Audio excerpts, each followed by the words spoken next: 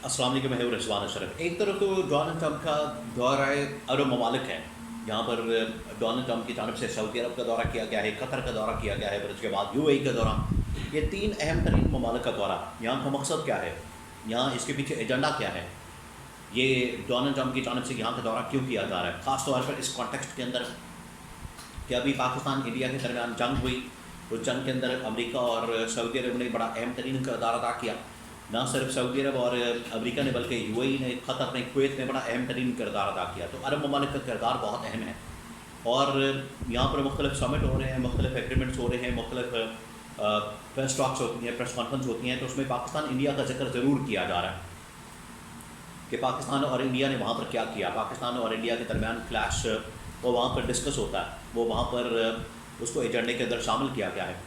ये मकसद क्या है, कहानी क्या है, मामला क्या है, इसके हवाले से बड़ी अहम तरीन मालूमात इस वक्त मेरे पास मौजूद है, वो आपके साथ में शेयर करता हूँ। सेकंड ये कि नरेंद्र मोदी की जानब से एक तो भारत के ख़िलाफ़ चाइना ने महाज खोल दिया है अरुणाचल प्रदेश की साइड के ऊपर। दूसरा, इंडिया ने, नरेंद्र मोदी ने अब तुर्की के ख़िलाफ़ भी महाज खोल दिया है। और तुर्की के ख़िलाफ़ महाज क्यों खोला गया है? चीन के ख़िलाफ़ महाज खोला गया है, पाकिस्तान के ख़िलाफ़ महाज खोला गया है, अब तुर्की के ख़िलाफ़ महाज खोल दिया गया है। इसके पीछे कहानी क्या है, मकसद क्या है, मामला क्या है, इसके हवाले से बड़ी अहम तरीन मालूमात मेरे पास मौजूद है, तो आपके साथ मैं शेयर करता हूँ। देखें कि इंटरनेशनल बहुत सारी डेवलपमेंट्स हो रही है इस खत्ते के अंदर भी और दुनिया के अंदर भी, तो इसके बारे में कुछ अहम तरीन मालूमात हैं। ये बड़ा अहम तरीन ब्लॉग है, आपने इसको समझना, देखना, ताकि आपको समझ आ सके कि इस वक्त दुनिया के अंदर, खत्ते के अंदर चल क्या रहा है और ये किस तरीके से डायनामिक्स बिल्कुल बदल गई हैं। ये जो जंग हुई है अभी, बड़ी लिमिटेड किस्म की पाकिस्तान इंडिया के दरमियान, इसने बिल्कुल मामलात को बदल दिया है, हालात को बदल दिया है, लोगों के जज्बात को बदल दिया है। चीज़ें बिल्कुल चेंज हो गई हैं। जो सोचा जा रहा था, जो मनसूबा बनाया गया था, जो प्लान किया गया था, वो सब कुछ बदल गया। पहले मैं आपको बताता हूँ कि ये डोनाल्ड ट्रंप का जो अरब ममालिक का दौरा है, इसका मकसद क्या है। डोनाल्ड ट्रंप की जानिब से सऊदी अरब का दौरा किया गया। पहले मोहम्मद बिन सलमान ने बड़ा ज़बरदस्त किस्म का उनको वेलकम किया, वहाँ पर बड़े मुआहदे हुए। उसके बाद क़तर का दौरा और उसके बाद यूएई का। सबसे पहला जो मकसद है इस दौरे का, एजेंडा, जो पहला एजेंडा है वो ये कि अरब ममालिक के साथ डील की जाए, उनको असला फ़रोख्त किया जाए। ये अमेरिका, डोनाल्ड ट्रंप, देखिए इनकी अप्रोच ऐसी है, ख़ास तौर पर डोनाल्ड ट्रंप अमेरिका की वैसे तो तारीख रही है, जंगें करता है, लड़ाइयाँ करता है, जंगें लड़ता है, मुख्तलिफ इलाकों के अंदर, खित्तों के अंदर, ममालिक के अंदर हमले करता है, रजीम चेंज ऑपरेशन करता है, ये करता है, वो करता है, यानी इस तरह की इसकी पॉलिसी है, फॉरेन पॉलिसी, एग्रेसिव किस्म की। लेकिन जो अब एग्रेसिव पॉलिसी है उसका एंगल बदल दिया गया है। डोनाल्ड ट्रंप असल में बिजनेसमैन आदमी है, इसलिए वो ट्रेड के ऊपर, बिजनेस के ऊपर बात करता है, इकॉनमी के ऊपर बात करता है।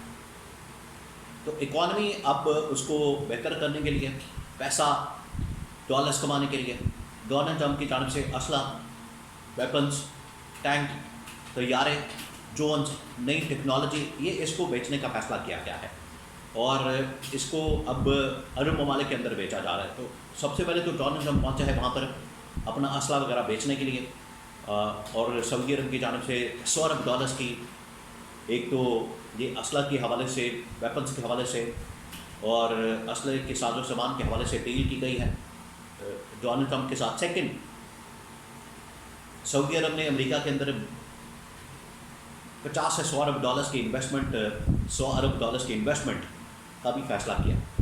और तीसरा जो इसका सबसे बड़ा एजेंडा है, एक तो इकोनॉमिक एजेंडा है, दूसरा जो इसका सबसे बड़ा एजेंडा है वो है कि इसराइल के हवाले से कोई सॉफ्ट कॉर्नर बनाया जाए और सऊदी अरब और अरब ममालिक को कन्विंस किया जाए कि आप सऊदी अरब के साथ ताल्लुकात को, ये इसराइल के साथ ताल्लुकात को बहाल करें।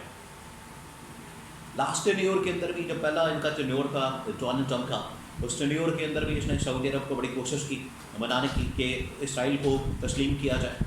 कुछ ममालिक ने मान लिया, जिसमें यूएई भी शामिल है, उन्होंने इसराइल को तस्लीम कर दिया, लेकिन बाकी ममालिक अभी भी तस्लीम नहीं कर रहे। तो इसको मनाने के लिए, कन्विंस करने के लिए ये डोनाल्ड ट्रंप की जानब से अमेरिका का ये दौरा अरब ममालिक का प्लान किया गया। अब इसमें पाकिस्तान और इंडिया की बात की जा रही है। पाकिस्तान और इंडिया के क्लैश के हवाले से भी जिक्र किया जा रहा है, जहाँ पर डोनाल्ड ट्रंप ने कहा कि हम पाकिस्तान और इंडिया को खाने के टेबल पर बिठाना चाहते हैं, दोनों को टेबल टॉक करवाना चाहते हैं, बातचीत करवाना चाहते हैं, ताकि ये आमने सामने बैठे खुद बात करें, आपस में मुज़ाकरात करें, डिस्कशन करें और मामलात को हल करें। یہی سعودی عرب کے کراؤن پرنس محمد بن سلمان کی جانب سے بات کی گئی. پھر انہوں نے قطر کا دورہ کیا. تو قطر میں جو ورلڈ کپ ہے فیفا کا ورلڈ کپ وہ اگلے سالوں میں یہ قطر کے بعد دوحہ کے بعد قطر کے بعد ہوگا ادھر امریکہ میں. تو اس کو پہلے امریکہ شفٹ کرنے کے حوالے سے اناؤنسمنٹ کی گئی, فٹ بال ان کے حوالے کیا گیا, گولڈن فٹ بال. اس کے بعد ان کے ساتھ بھی اسی طرح کے معاہدے. اور تیسرا یو اے تو آلریڈی اسرائیل کو تسلیم کر چکا ہے. مزید ان کے آپس میں معاہدے, وہاں پر اہم ترین سمٹ کانفرنسز. تو یہ مقصد تھا ڈونلڈ ٹرمپ کا. اور ڈونلڈ ٹرمپ جو ہے بڑی ایگریسو قسم کی فارن پالیسی کو لے کر چل رہا ہے.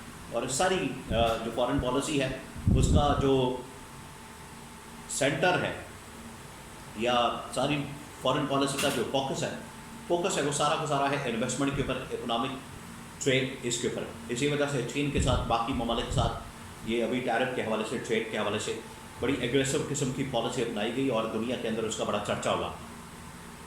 اب آ جائیں انڈیا کے اوپر. انڈیا جو ہے مسلسل محاذ کھولتا جا رہا ہے مختلف ممالک کے ساتھ. انڈیا اس وقت مکمل طور پر آئسولیشن میں چلا گیا. اسرائیل کے ساتھ مل کر اس نے پاکستان کے اوپر جنگ مسلط کی. اسرائیل بھی فارغ ہو گیا, اس کی ٹیکنالوجی, اس کے ڈرون, سب کچھ اسرائیل کو ذلیل کروا دیا. فرانس کے طیارے, لڑاکا طیارے, سب کچھ وہ بھی یہاں پر شامل کیے گئے. فرانس بھی ذلیل ہو گیا. رشین اسلحہ وغیرہ استعمال کیا گیا, رشین بھی مارا گیا, ان کا سارا اسلحہ بھی فارغ ہو گیا. انڈیا دیکھیں, انڈیا تو اسرائیل سے اسلحہ لے کے, فرانس سے لے کے, رشیا سے لے کے, امریکہ سے لے کے پاکستان کے خلاف تو استعمال کرتا ہے.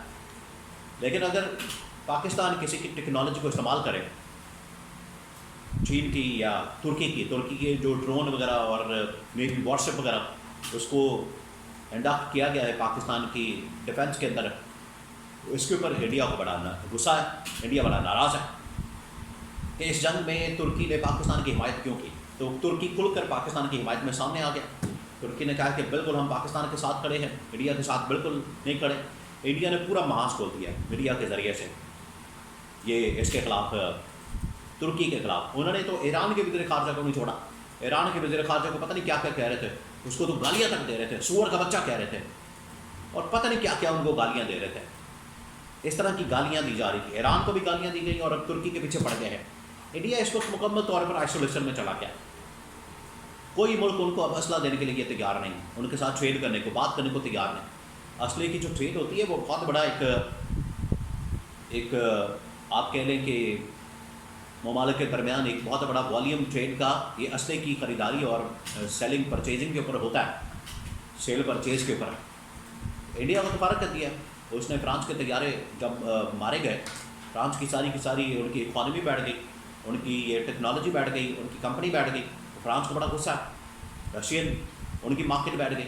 تو اس جنگ کے بعد تو چینی جو مارکیٹ ہے وہ تو اڑ گئی ہے, وہ تو اٹھ گئی. ان کی مارکیٹ ویلیو بڑھ گئی, ان کی اسلحے کی, ساز و سامان کی, طیاروں کی, سب کچھ. اس وجہ سے اب کوئی بھی ان کے ساتھ کام کرنے کو تیار نہیں.